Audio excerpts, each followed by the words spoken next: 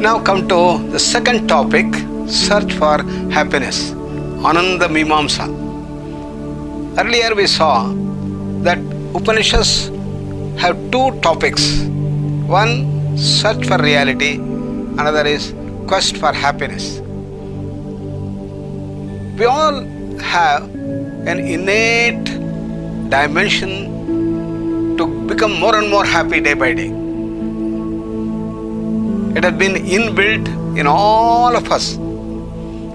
Every activity in our life is geared to get more and more happiness or to reduce the misery or the dukkha. Sukha praptihi, dukkha nivrittihi are the two directions in our life. Whether we know it or not, in all our voluntary actions and in involuntary actions, these two things have been built into it. Take for example, a person completes his engineering or computer science and joins a job. He is getting 60,000 rupees a month and is looking for a better job which can give you 1 lakh. And once he gets, he will join there. Then he looks for 2 lakhs and 3 lakhs and goes on and on and on. Why? Because he knows more the money I have, better will be my happiness. Seeking happiness. Similarly, our involuntary functions are all geared to reduce the misery and the pain and the dukkha. We all take food when we become hungry. Then one person says, why should I eat? Let me not eat. So one day, maybe 2 days, he is fasting and slowly he is getting weak. And the system starts rebelling. Come on, go and eat, go and eat. And you continue fasting. At a stage where you come that you may even die. Therefore, you start eating. We all go on breathing in and out, in and out. Why I should go on breathing in and out all the time? I'm going to stop breathing and take a deep breath and hold the breath. 10 seconds, 15 seconds, 20 seconds, 30 seconds. Slowly the pressure is building up inside. And you have to breathe out, it's telling. But I say, no, I'm not going to breathe. I am going to stop breathing. 40 seconds. And suddenly you just breathe out because you don't have control. It goes beyond your capacity. Why?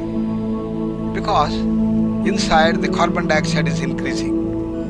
And your system knows that if it continues, then the cells will die.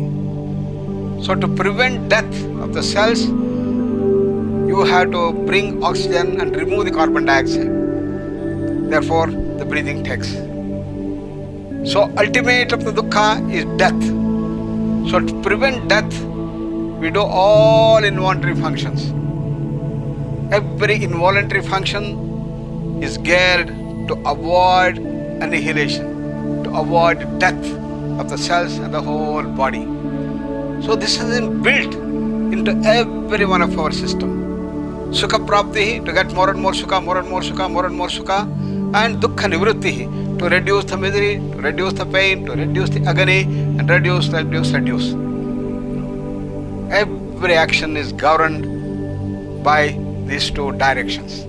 Whether we know it or not, the whole life is geared towards it. But in spite of it, we never analyzed what is sukha, what is dukkha. Therefore, the Upanishad tell us, please analyze what is sukha, what is it that we call as happiness. Why did we not analyze?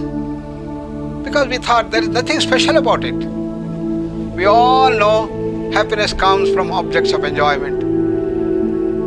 Whatever I like, my food, my nice gulab jamun, my birthday cake, I am very happy. You go to a restaurant of your choice, you eat the dish of your choice, you are very happy. And you hear the music of your choice, you are happy.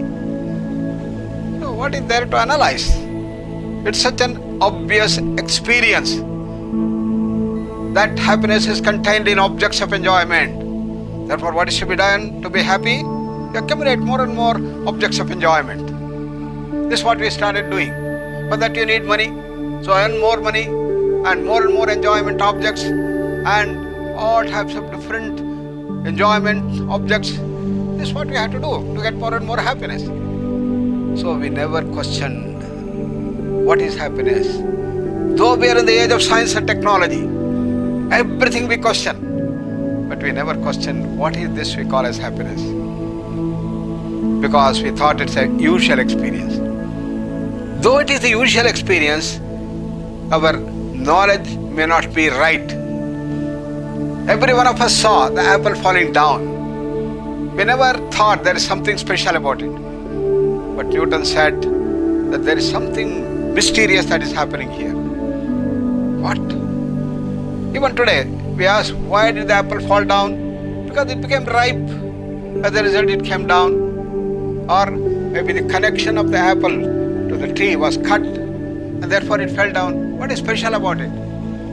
But Newton said, okay, if it is ripen and if it is cut, why should it fall down? Why should it not go up?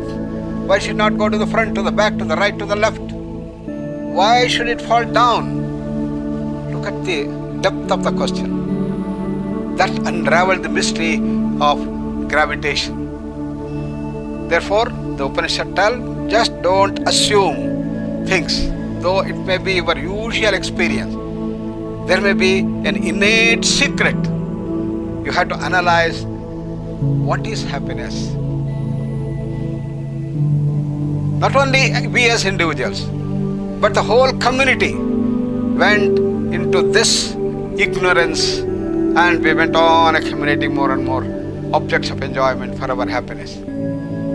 For example, the people migrated from Europe to United States and they want to build an ideal social hub. In that social, wonderful setup, everybody should be very happy. What is to be done? Nobody should strive for food, shelter and clothing. Everybody should be rich and we must have enough things to enjoy. They all worked hard and plenty of resources they had. Population was less and they built wonderful social order in which everybody got more money than just satisfying the basic needs. Even a person who cleans the toilet, a janitor, goes in a nice car, goes and cleans up and comes back. So everybody have their own ways of enjoying. It has been built. But have they reached happiness? Have they got more and more happiness?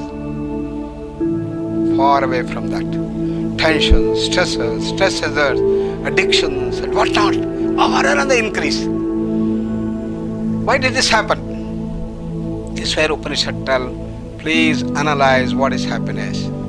Whether real happiness is contained in objects of enjoyment. This is what you have to question. If you don't question, you will not get the reality and therefore you will be chasing a wild goose chase. You will not get at the reality. So, science tells us that you have to question. So do the Upanishads tell us that analyze, investigate, find out what is happiness. You have come to a conclusion that happiness is in objects of enjoyment. Question that. Don't assume. How to do that? Take a simple example.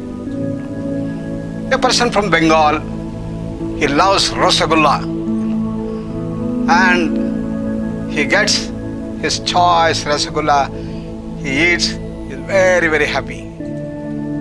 Then a second piece and the third piece, he says enough. His friend says, no, I know you love your Rasagulla. Have another 2 more pieces he puts. With great difficulty somehow he eats. And his friend's mother, who has prepared this Rasagulla so nicely, She comes and says, come on, you have to eat. You are so fond of rasgulla. Come on, another 3 you have to eat. And with great difficulty trying to eat, almost comes to a vomiting condition.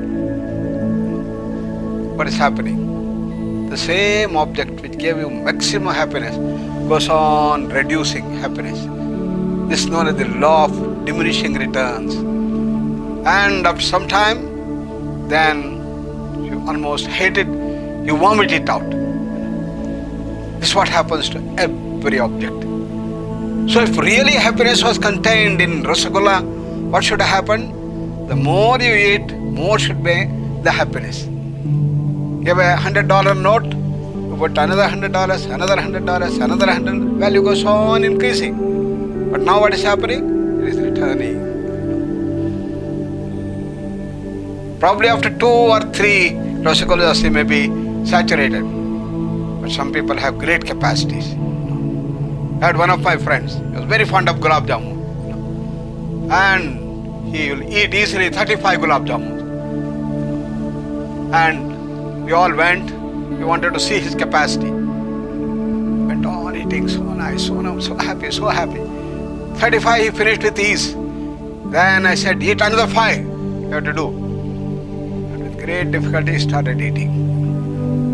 Then I said, you have to eat 5 more. And when he tried to push, almost he was in the phase of vomiting.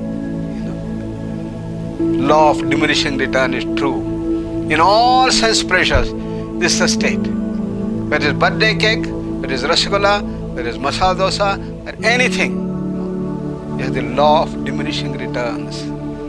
Therefore, can you say that happiness is in objects of enjoyment? Simple example tells in negation.